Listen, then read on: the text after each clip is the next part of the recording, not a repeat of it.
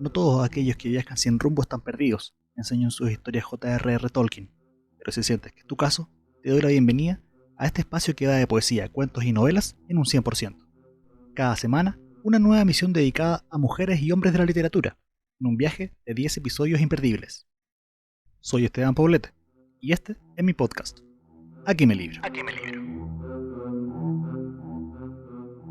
Hola a todas y a todos, tercera emisión ya de Aquí me libro. Este viaje no se detiene. Muchas gracias por estar del otro lado. A los 2 episodios anteriores, que tuvieron a mujeres como protagonistas, se suma un nuevo capítulo. Pero esta vez tomaremos un camino diferente. Nos espera el sur del mundo, nada menos, porque vamos en busca de palabras que abren sepulcros. ¿Ya saben a qué me refiero? Yo al menos no me voy a adelantar. Es sabido que quien se apura en la Patagonia pierde su tiempo. Pero si te apasiona la poesía, definitivamente, este podcast es para ti. El programa de hoy va del escritor chileno, Pavel Oyarzún Díaz.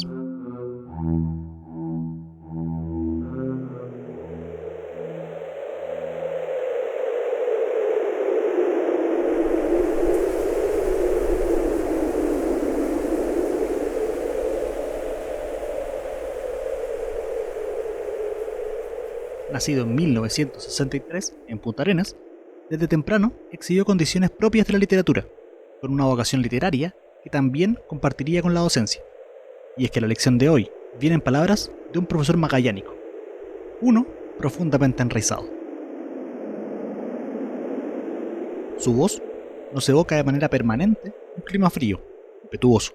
El escenario austral aparece una y otra vez en sus poesías y también en sus narraciones, aunque el día de hoy abordaré con mayor énfasis en su vis poética, que consolida un proyecto político con carácter y sentido de la realidad. Hablamos de un poeta y narrador que ve en la literatura un producto social, y si es social, es histórico, y si es histórico, es político.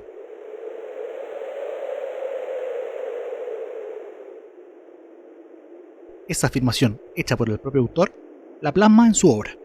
Lo suyo es darle voz al rescate de la memoria, posicionarse junto a los oprimidos, a lo largo de una historia tan fría como cruenta. Su voz es la de los pueblos originarios arrasados, la de trabajadores sumidos en la explotación laboral, en los muertos, los vencidos. ¿O sigues pensando que la historia la escriben los vencedores?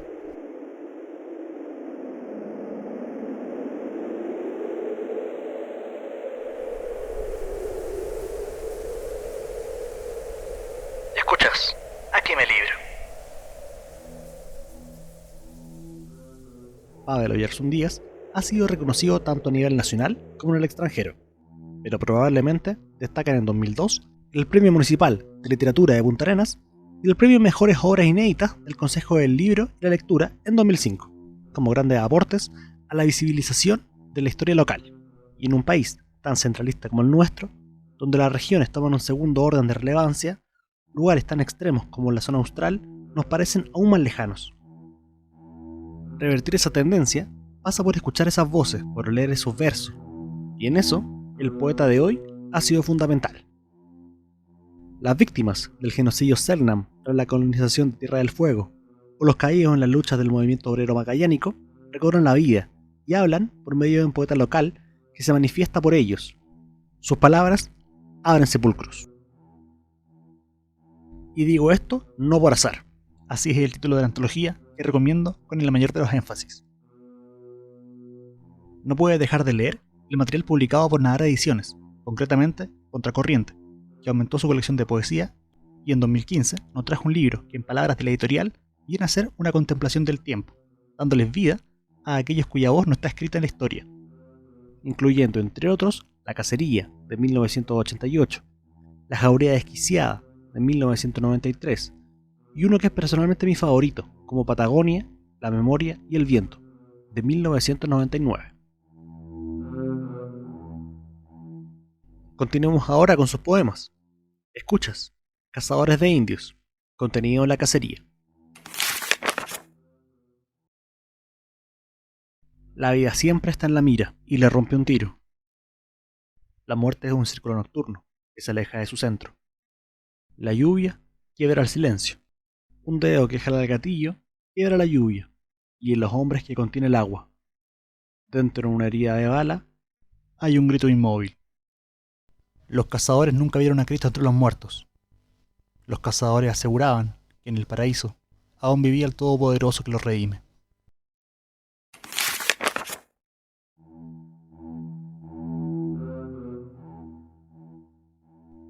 Lo divino es un elemento que seguirá encontrando en sus versos, como muestra también la tierra prometida. Lo primitivo, la desolación del mundo y su viento, abierta a los sentidos, y a los espíritus anteriores que caen en la lluvia. La tierra prometida. Aquí llegaron y se anunciaron, en el bosque y en la pampa, como profetas sin marca en las manos. Aquí pagaban una libra esterlina por cadáver, en la Patagonia, en Magallanes, en la República de Chile.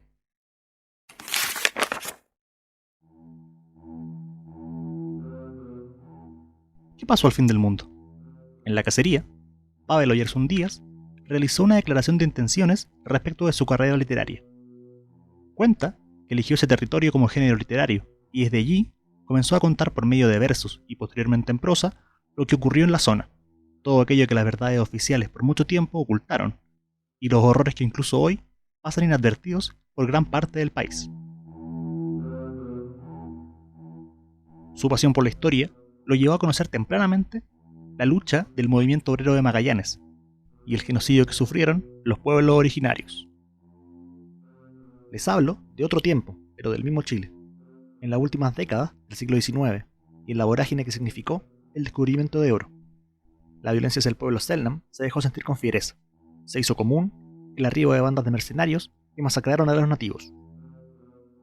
Y años más tarde, misiones de la Orden Salesiana, cuyas concesiones fueron entregadas por el gobernador de Magallanes, continuaron diezmando a los Selknam, producto del cambio forzado en el estilo de vida y el desarraigo, teniendo como consecuencia un cementerio. Lo que sigue es más de la cacería. Escuchas, Tierra del Fuego. Tierra del Fuego es como un fantasma casi infinito, en silencio perpetuo, gobernando todo lo que toca. Después de la gran cacería, en esta isla solo el silencio se mueve, el silencio terrible, girando sobre su propio eje.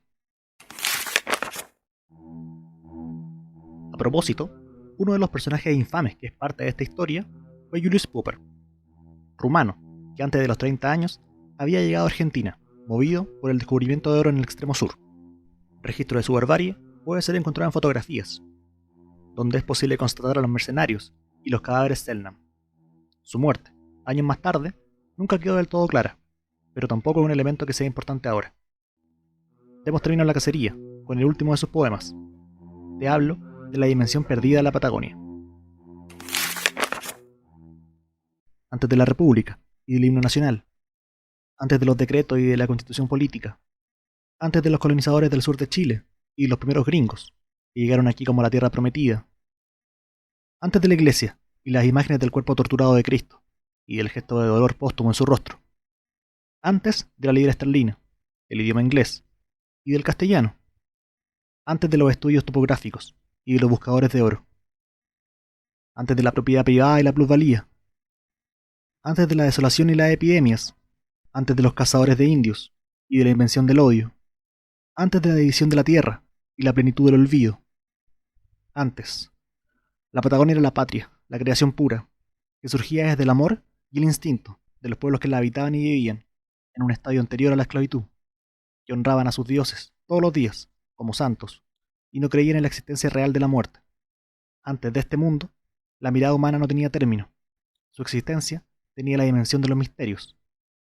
La Patagonia era infinita, y dejó de serlo con la fundación de este tiempo y las profecías del exterminio, a partir de la segunda mitad del siglo XIX de nuestra era. Estás escuchando el tercer episodio de Aquí me libro. Pavel Oyerson Díaz. ¿Quién escribe la historia? Si te gusta el contenido de este programa, compártelo en tus redes para seguir llegando a más amantes de la literatura. Cada semana, nuevos episodios. ¿Creen que la historia la escribían los ganadores? Es una frase que se repite tanto que llega a parecer una verdad absoluta. Y no sé si les pasó, pero al menos en mi caso, yo crecí oyéndola una y otra vez. Entonces empecé a creerlo. Además, los ejemplos abundan y nos dan a entender que quien detenta el poder construye y rige de acuerdo a sus visiones. la conquista de América, me enseñaron en el colegio, la pacificación de la Araucanía, versiones que se asumían como verdades oficiales, o únicas según el caso, y que con el tiempo, o mejor dicho, con más lectura en el cuerpo, es posible contrastar. Los conquistadores pasaron a ser invasores, y de una presunta pacificación ni hablar. El Estado chileno también echó a correr la historia a punta de sangre y muerte. Así las cosas, la voz de los oprimidos tarda en aparecer, pero emerge. Y lo hace en buena medida por gente que revisita lugares, hechos históricos, poniendo acento donde antes hubo silencio. Gracias a esta labor, cuyo plano no solo aborda lo literario, desde luego, sino que también lo académico y lo sociopolítico, permite volver a reinterpretar la historia. Entonces no solo es posible contar la historia de los vencidos, es necesario. El poeta de hoy, sin embargo, lo ha visto de una manera más orgánica. Creció formado o deformado a esta altura en los discursos oficiales, pero su escritura también se nutre de aquellos registros que no son parte del oficial. En otras palabras, dio espacio a eso que se conoce y que se transmite de generación en generación, fruto del mayor interés que sentía por tales versiones.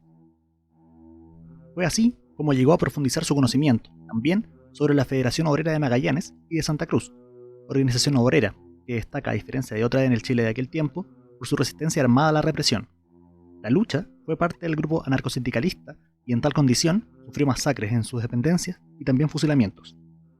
Esta historia de vencidos la cuenta el poeta en Patagonia, La memoria y el viento. Escuchas ahora. Estas palabras abren los sepulcros. Estas palabras abren los sepulcros y dejan los huesos a la vista. Osamentas, a plena luz del día, reciben, por fin, el viento de las llanuras. En la velocidad del aire fue el gesto despavorido que aquí tapiaron. Para horadar la mortaja de un silencio duro, fueron escritas en el territorio del viento, definitivamente. Estas palabras abren los sepulcros y un puñado de cadáveres ya está de regreso, para decir, después de tanto, a esta hora y en este sitio exacto, recibimos los tiros y el fuego, donde ardemos para siempre.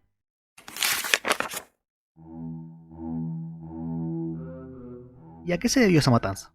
Oyarzún cree, y así lo ha manifestado en más de alguna entrevista, que la burguesía local no vio con buenos ojos esa capacidad de organización obrera, temiendo perder sus privilegios, aplacó y reprimió.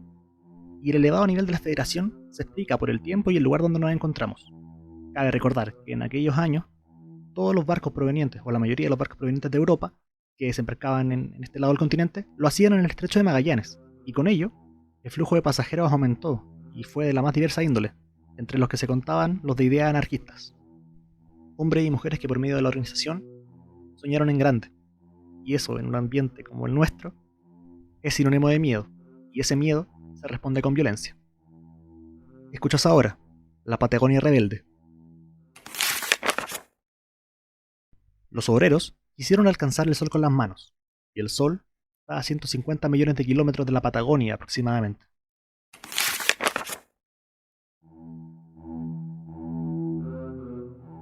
Primero un desencanto propio de los vencidos, ¿no? De los que vivieron y se durmieron en una historia que aún perteneciéndoles no los contempló. Sin embargo, y como nos muestra el protagonista de esta emisión, son muertos que están vivos. Son historias que no las escribieron los historiadores oficiales, pero que perduran porque de generación en generación supieron llegar a nuestros días, movidas por el mismo viento impetuoso de la Patagonia, tantas décadas atrás.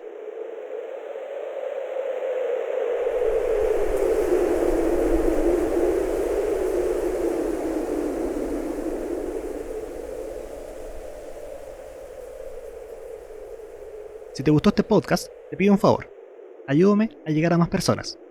Recuerda compartir este material con todos aquellos que sepas de su interés por los libros y la literatura. Cada semana hay nuevos episodios. Y si quieres volver a escuchar este o los capítulos anteriores, no te olvides de seguir este espacio en Spotify, así como también en YouTube. Suscríbete a mi canal. Otra jornada extraordinaria. Soy Esteban Poblete. Aquí me libro.